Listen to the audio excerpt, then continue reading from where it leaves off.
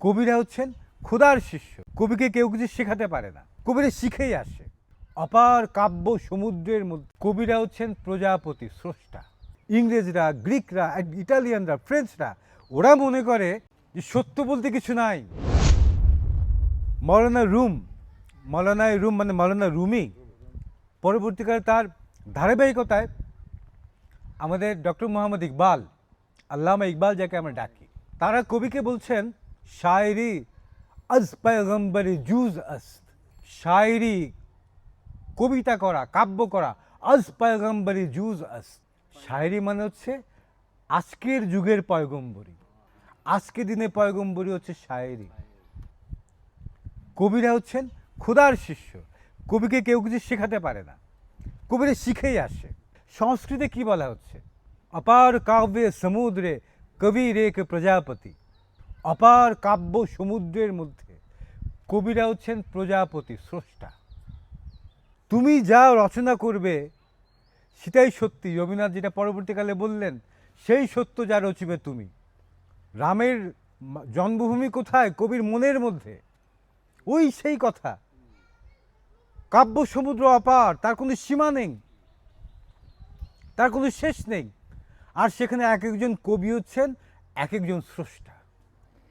সে তার নিজের জগৎ তৈরি করবে, নিজের পৃথিবী তৈরি করবে। সে অপার কাব্যে সমুদ্রে কবির এক প্রজাপতি।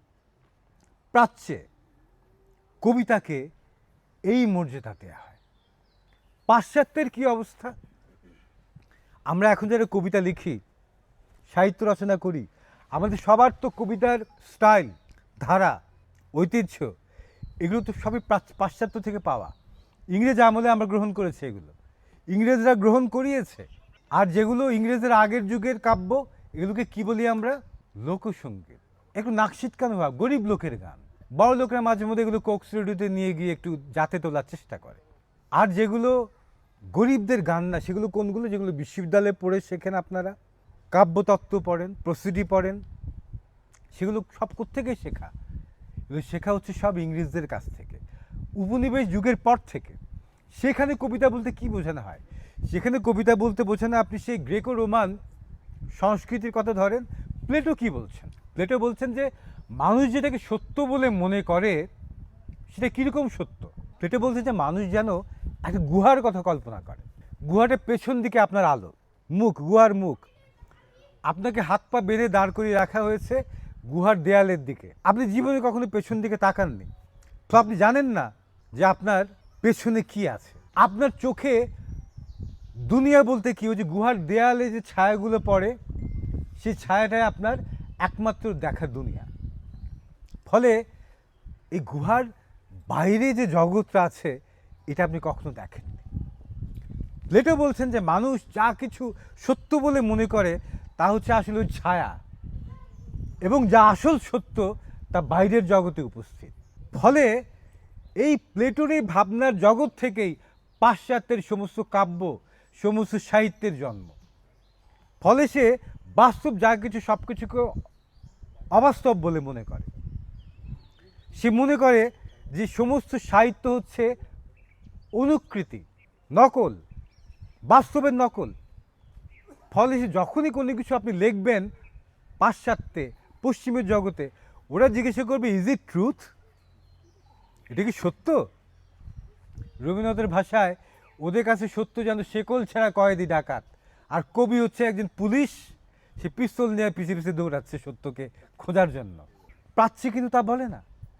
প্রাচ্যে কবিকে, কাব্যকে, সাহিত্যিককে এত গুরুত্ব দেয়া হয় যে সে সত্য সৃষ্টি করে, সে সত্যের পিছনে দৌড়ায় না। কবি পয়গম্বরী, খোদার কাছ থেকে সে বার্তা পায়। কবি সত্য সৃষ্টি করে, কবি রেখে প্রজাপতি। অপার কাব্য সমুদ্রের মধ্যে কবি নিজে স্রষ্টা। যেখানে পাশ্চাত্যে ইংরেজরা, গ্রিকরা, ইটালিয়ানরা, ফ্রেঞ্চরা ওরা মনে করে যে সত্য বলতে কিছু নাই, সাহিত্য হচ্ছে কেবলমাত্র নকল করা। সেই জায়গায় প্রাচ্যে আমরা উর্দু যারা পড়ি, যারা সংস্কৃত পড়ি, যারা চীনা কাব্য পড়ি, যে কয়েকটা কাব্যের জগৎ এখনও টিকে আছে, আরবি কাব্য, যেগুলো ইংরেজরা, ফরাসিরা, স্প্যানিশরা নষ্ট করতে পারেনি।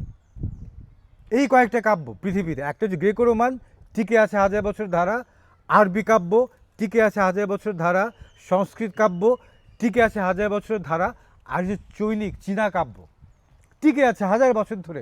এগুলো ইংরেজরা নষ্ট করতে পারেনি তাদের মতো করে।